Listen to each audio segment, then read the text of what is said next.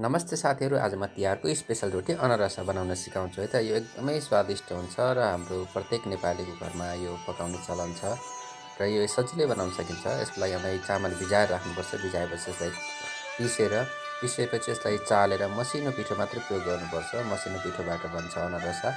यसरी पिठो चालिसकेपछि यदि तपाईँले 1-2 किलो पिठोको बनाउँदै हुनुहुन्छ भने यसरी पिठो चाल्नुहोला। यसमा लगभग 100 देखि 150 ग्राम घिउ प्रयोग गर्नुहोला।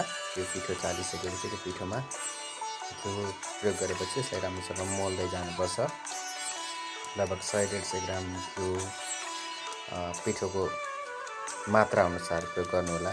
यो आफ्नो मात्रा हुन्छ सबैको। यदि पिठोमा घिउ हालिसकेपछि यसमा मजाले चिनी हाल्नुहोला। 1 किलो पिठोमा लगभग 300 ग्राम जति चिनीको आवश्यकता पर्छ। चिनी हालेर यसलाई राम्रोसँग मोल्ने हो। यसमा पानीको प्रयोग गरिँदैन।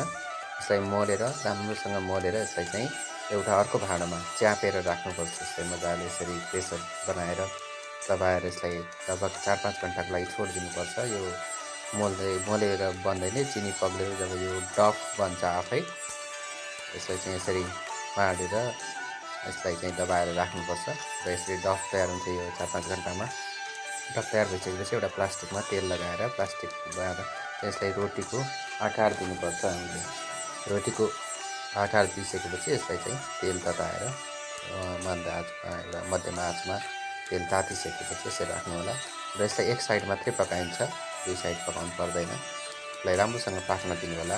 एक साइड पाकिसकेपछि चाहिँ यसरी एउटा सपोर्टबाट निकाल्नुपर्छ बिस्तारै। सकेपछि चाहिँ यसमा हामीले तेल तातेर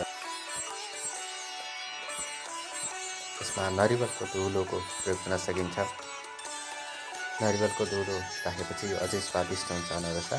यसै माथिबाट तातो तेल हालिदिनु होला। यसरी चाहिँ लगभग हाम्रो अनरसा तयार हुन्छ। यो एकदमै स्वादिष्ट हुन्छ र हामीले सबैलाई यो मनपर्छ। कसैले यसलाई चिनी रोटी पनि भन्ने चलन छ।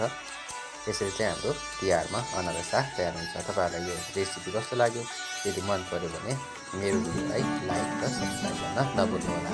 म आगामी दिनमा पनि यस्तै थुप्रै रेसिपीहरू तपाईँहरूलाई सिकाउँदै जानेछु, जसद्वारा तपाईँले घरमा सजिलै परिकार बनाएर खानुहुनेछ।